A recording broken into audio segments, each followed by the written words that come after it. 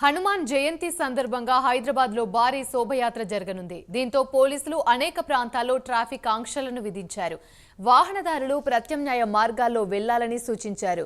గౌలిగూడ రామమందిరం నుంచి ప్రారంభమయ్యే ఈ యాత్ర సికింద్రాబాద్ లోని తాడిబండ్ ఆలయం వరకు సాగనుంది.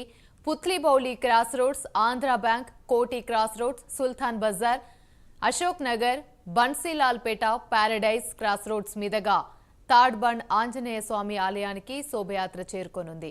ఈ శోభయాత్ర దాదాపు 12 కిలోమీటర్లు సాగనుండడంతో పోలీసులు భారీ బందోబస్తును ఏర్పాటు చేశారు. ట్రాఫిక్ ఆంక్షలు రాత్రి 8:30 వరకు కొనసాగుతాయని పోలీసులు తెలిపారు. మరోవైపు ఎలాంటి అవాంఛనీయ సంఘటనలు జరగకుండా గట్టి బందోబస్తు చర్యలు చేపట్టారు. రేపు ఉదయం వరకు నగరంలో అన్ని మద్యం దుకాణాలను మూసివేయాలని పోలీసులు ఆదేశాలు జారీ చేశారు. శోభయాత్ర వెళ్లే రూట్లో ఏ వాహనాన్ని అనుమతించబోమని వాహనదారులు ప్రత్యామ్నాయ మార్గాలను ఎంచుకోవాలని పోలీసులు సూచిస్తున్నారు.